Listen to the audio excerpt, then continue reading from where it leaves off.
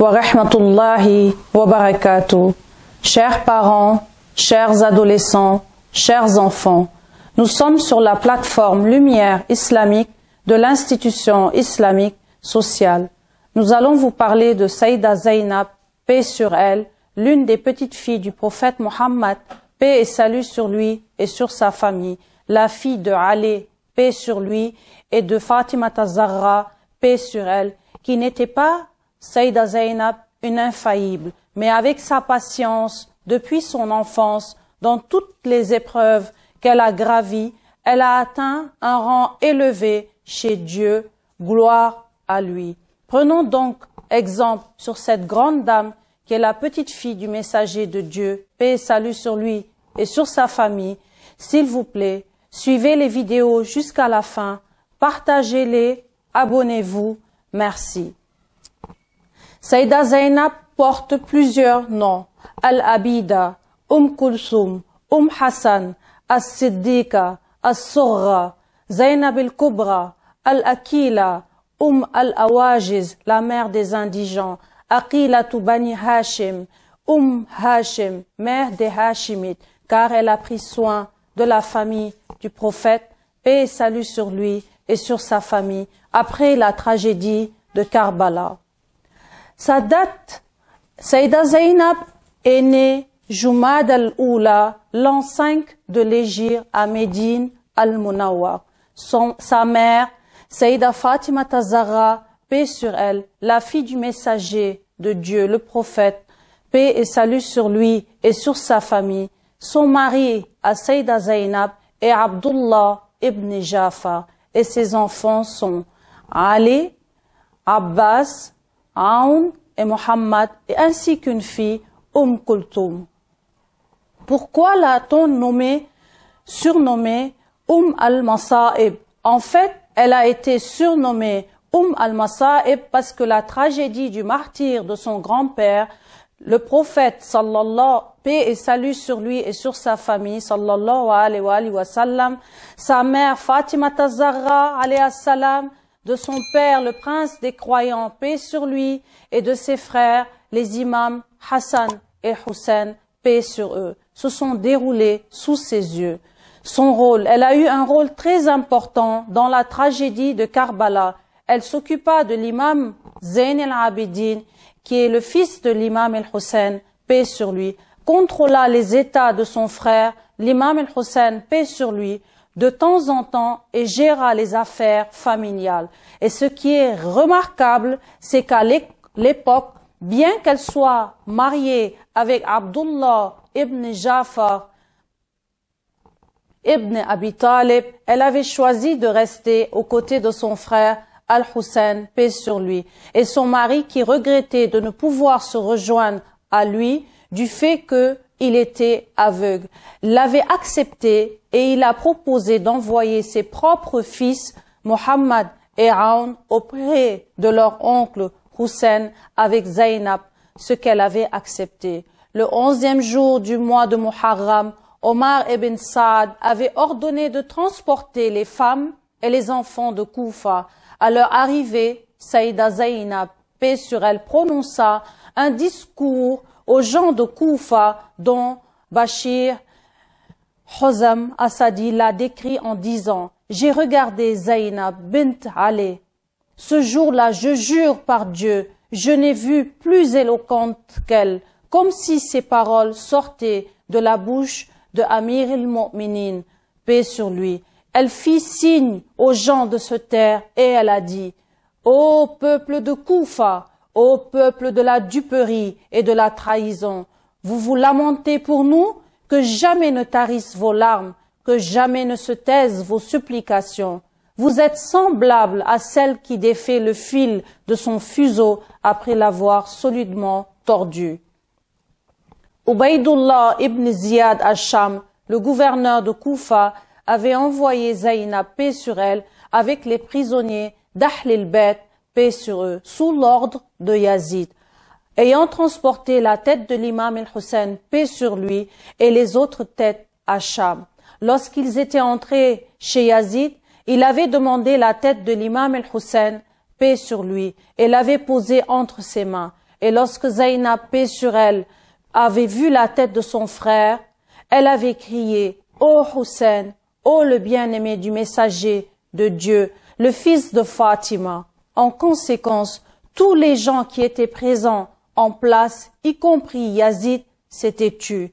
Elle s'était également adressée à Yazid en ces termes bien connus. « Si tu penses, Yazid, que nous sommes un gain que tu viens de réaliser, tu ne tarderas pas à constater que nous sommes une perte que tu as subie. C'est à Allah que nous adressons nos plaintes. Dieu ne traite jamais ses serviteurs injustement. Déploie donc tes fourberies et tous tes efforts. Par Dieu, tu n'arriveras pas à effacer notre renommée. Tu n'anéantiras pas notre révélation. Tu n'atteindras jamais notre rang et tu n'arriveras jamais à laver ta honte. Tes avis sont erronés. Tes jours, lorsque le crieur criera, sont comptés et les armées que tu rassembles seront dispersées. Que la malédiction de Dieu soit sur les injustes. Gloire à Dieu qui a donné au premier d'entre nous le bonheur et au dernier parmi nous le martyre et la miséricorde. Il est le Tout-Puissant et tout miséricordieux. Dieu nous suffit, quel excellent protecteur. Le rôle immense de Zaynab, la fille de l'infaillibilité, si Dieu le veut. Elle fut ensuite envoyée à Médine. Aussitôt arrivée, elle se dirigea vers le tombeau de son grand-père.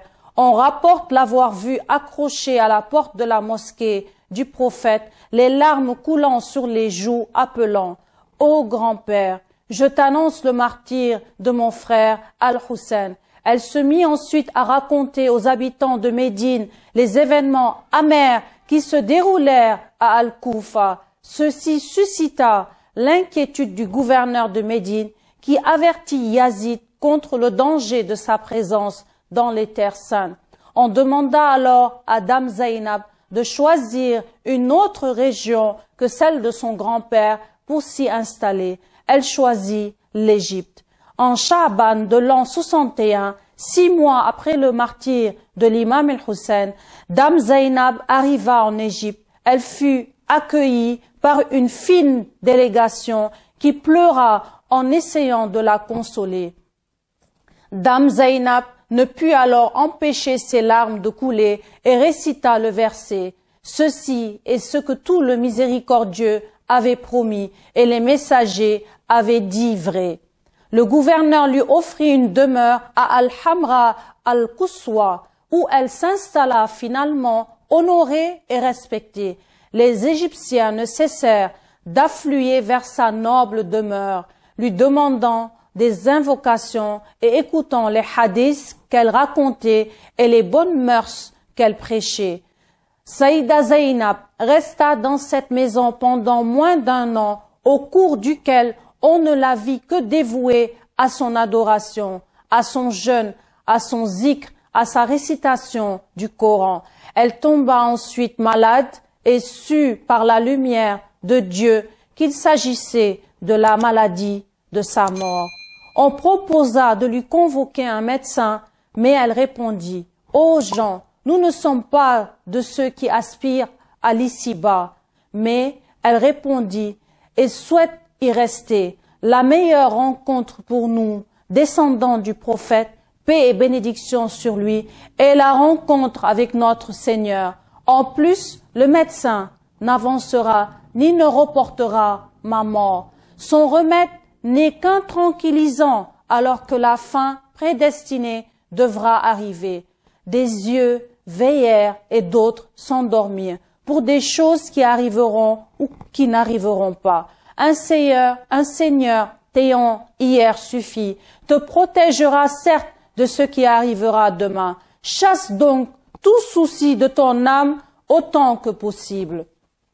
Car avoir des soucis serait une folie. Saïda Zaynab, paix sur elle, combien y a-t-il de douceur cachée, dont la subtilité échappe à la raison de l'intelligent, et combien de prospérité arriva après l'adversité. mettant fin à la misère du cœur attristé. Et combien de choses t'inquiètent le matin alors que la bonne nouvelle te parvient la nuit. Si un jour tu te trouves en adversité, aie confiance en l'un, l'unique et le haut, Dieu, le tout miséricordieux, le très miséricordieux. Et prends le prophète comme intercesseur, car tout serviteur est certes secouru par l'intercession du prophète, paix et salut sur lui et sur sa famille. Et ne t'inquiète guère si un malheur arrive, car combien y a-t-il de douceur après ce malheur? Dieu reste le seul secours. Le 15 du mois de Rajab est l'anniversaire du décès de Saïda Zainab, appelée aussi Zainab el-Kubra. Zainab a assisté à la bataille de Karbala avec son frère l'imam el-Hussein. Son rôle déterminant dans l'événement de Karbala a permis de faire connaître la véracité du mouvement et de l'engagement de l'imam el-Hussein, paix sur lui. Elle a été emmenée avec le reste des veuves et des orphelins en tant que prisonnière à Koufa puis à Cham, où elle prenait soin des enfants, mais aussi mettait en évidence les objectifs de la révolte de son frère, l'imam el-Hussein, paix sur lui, en dévoilant les agissements des autorités omeyyades.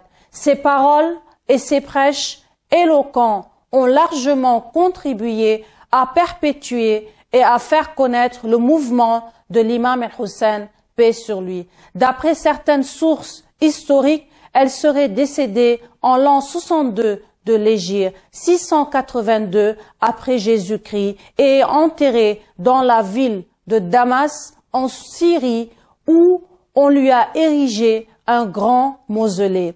Zainab a appris son savoir et sa connaissance dans la maison prophétique dont son grand-père, le prophète, paix et salut sur lui et sur sa famille. Et la cité du savoir et son père, l'imam Ali, paix sur lui, en est la porte. Et sa mère Fatima Tazara, paix sur elle, est la dame et la maîtresse des dames de tous les temps. Puis elle passa le reste de sa vie avec ses deux frères, l'imam el-Hussein et l'imam al-Hassan al-Mushtaba, paix sur eux. On peut relever ceci dans ses sermons et ses paroles à Koufa, devant Ubaydullah ibn Ziyad, ou à Cham, dans la cour de Yazid, ainsi que dans tous les hadiths rapportés de son père ou de sa mère, sans oublier qu'elle tenait des séances d'apprentissage et de compréhension du Coran pour les femmes pendant la période du califat de son père à Koufa. Parmi les narrateurs qui ont rapporté ces hadiths, on trouve beaucoup de narrateurs qui parlent de la connaissance de Saïda Zainab. Zainab avait atteint un haut niveau d'éloquence et de volubilité, au point de l'assimiler à l'éloquence de son père Ali et la volubilité de sa mère Fatima Tazara dans son discours Fadakia.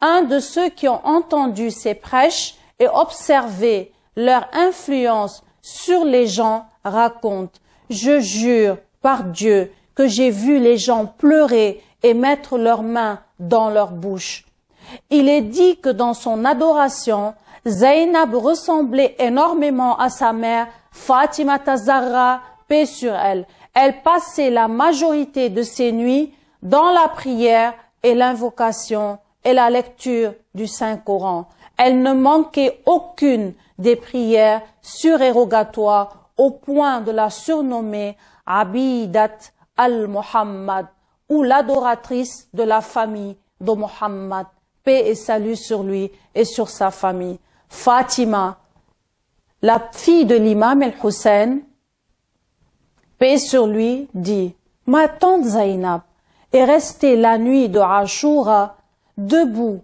invoquant Dieu et demandant son aide et son assistance. » Il est rapporté aussi que lorsque l'imam el-Hussein, paix sur lui, a voulu lui faire ses derniers adieux, il lui dit: « Ô sœur Zainab, ne m'oublie pas lors de tes prières surérogatoires de nuit. » Pour ce qui est de la vertu de Zainab, et de sa pureté. Les références historiques qui parlent de la vie de Zaynab disent, lorsqu'elle voulait sortir pour faire ziyara de la tombe de son grand-père, le prophète Mohammed, paix et salut sur lui et sur sa famille, elle ne sortait qu'accompagnée de ses deux frères, Hassan, paix sur lui, et Hussein, paix sur lui, et de son père, l'imam Ali, paix sur lui, qui s'empressait d'éteindre l'ensemble des chandelles illuminant la tombe pour éviter d'être aperçus par des étrangers.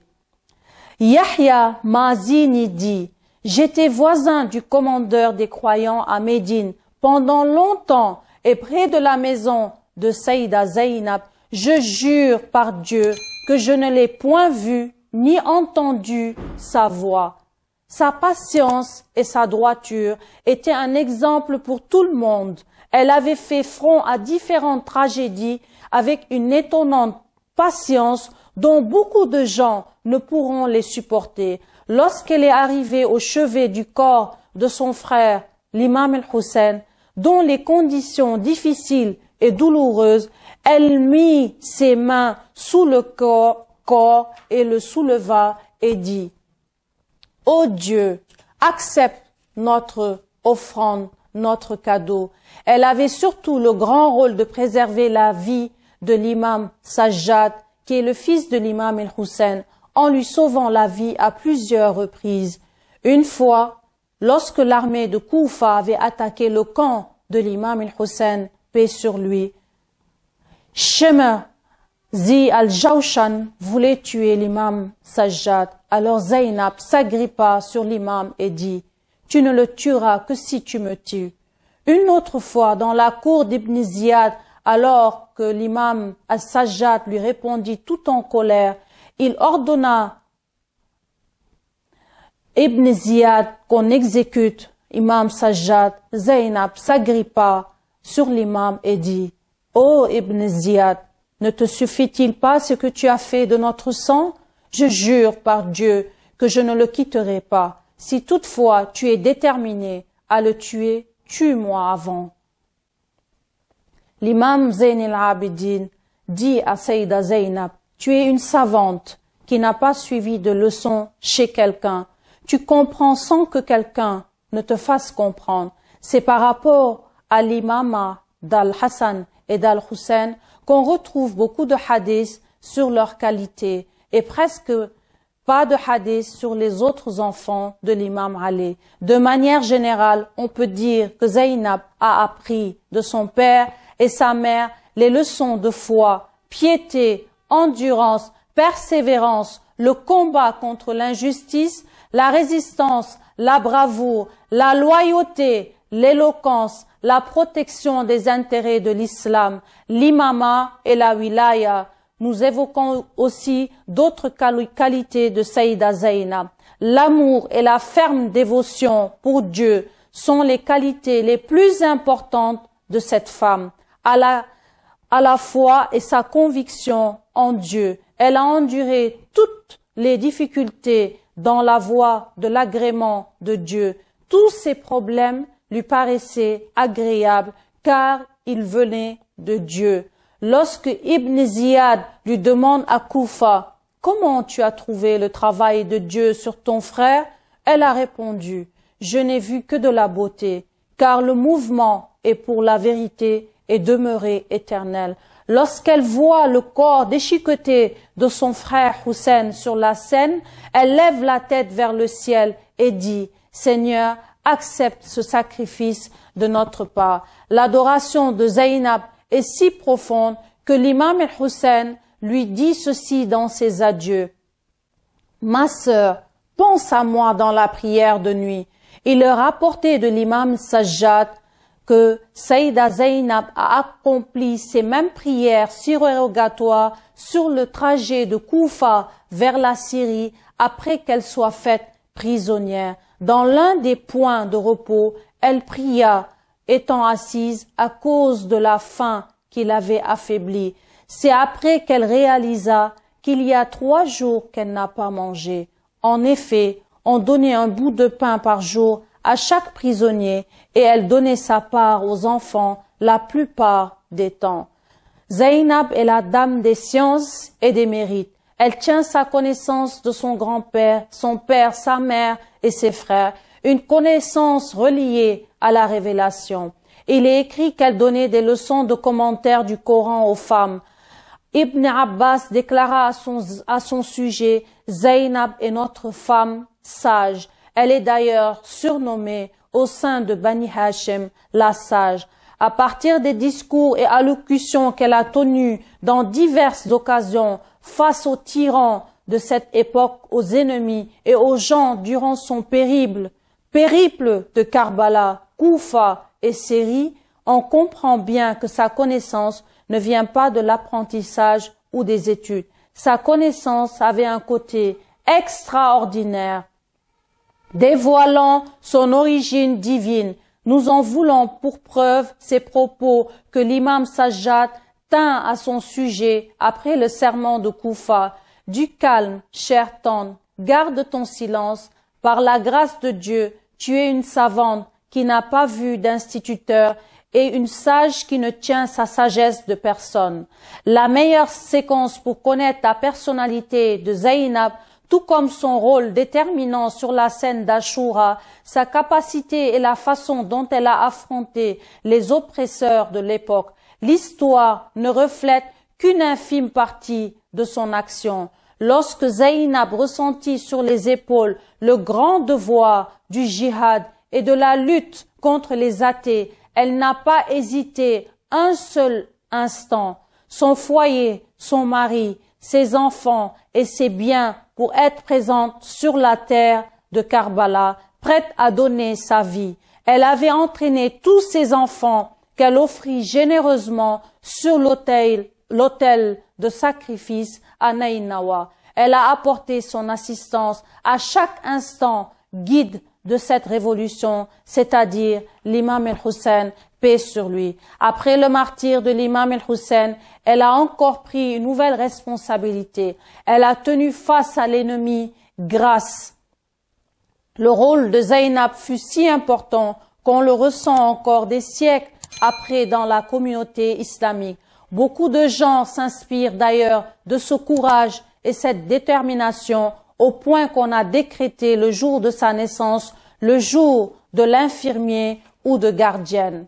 Zainab, âgée à peine de 5 ans, courut se blottir dans les bras de son grand-père, le messager de Dieu, le prophète, paix et salut sur lui et sur sa famille.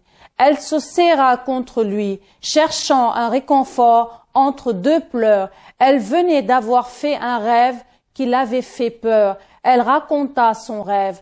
Une grande tempête se leva brusquement qui obscurcit l'horizon et les ténèbres s'étendirent partout. J'étais au milieu de cette tempête, seule. J'allais me réfugier sous un arbre grandiose, enlaçant de toutes mes forces son tronc pour résister à la violente tempête. Mais le vent arracha l'arbre et la jeta à terre et moi avec. Je m'accrochai à l'une de ces grosses branches qui partaient du tronc. Le vent la cassa. Je pus m'agripper à une autre grosse branche. Elle se rompit également.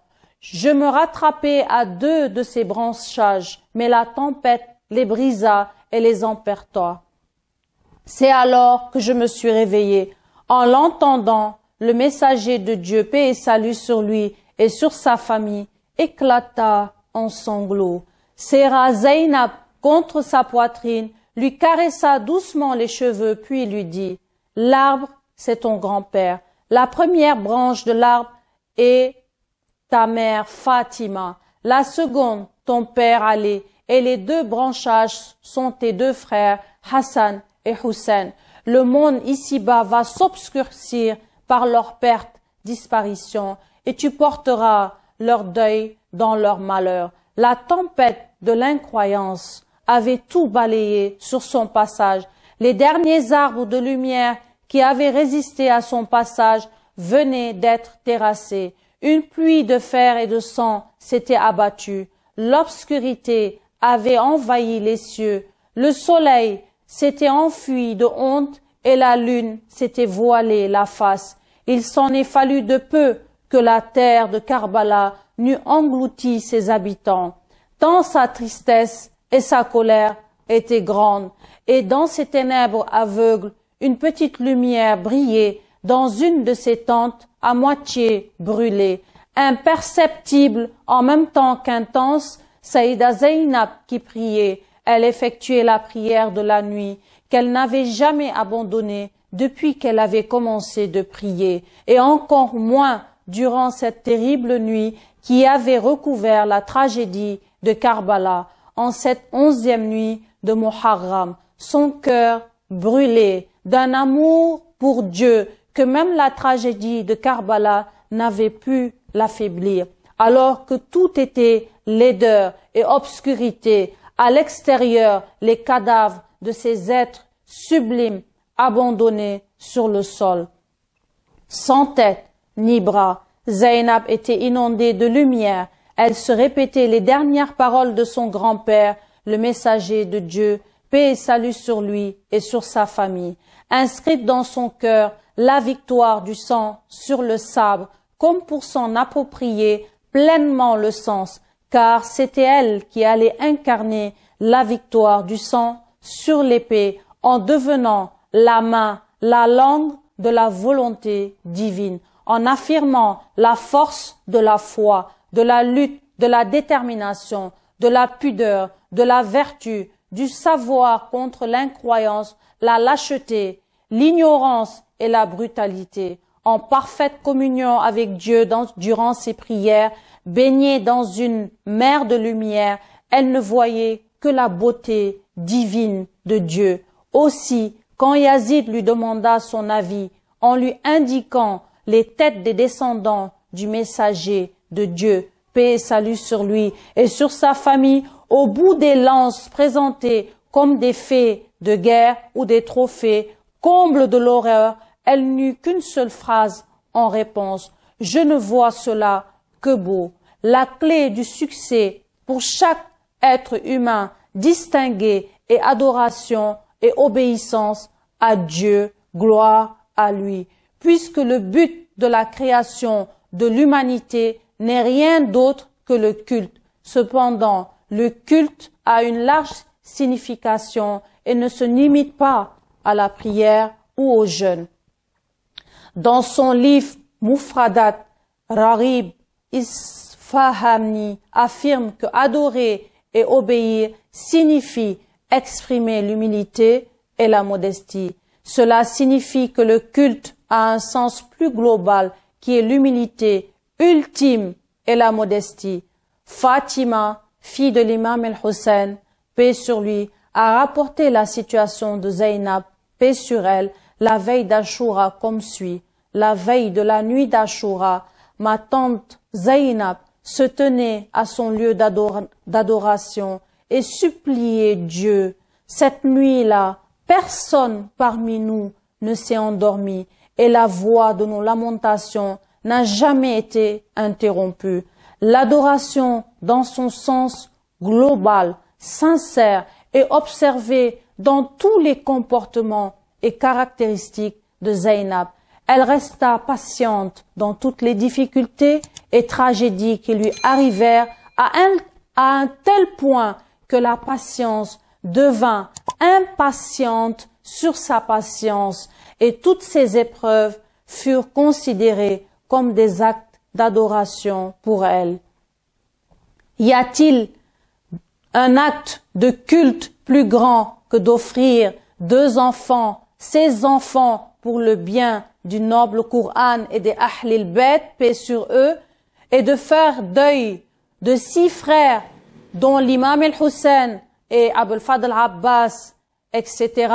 Y a-t-il plus grand acte de culte que de porter le voile de la captivité dans lequel elle a été examinée des dizaines de fois et elle a passé toutes ces épreuves avec succès?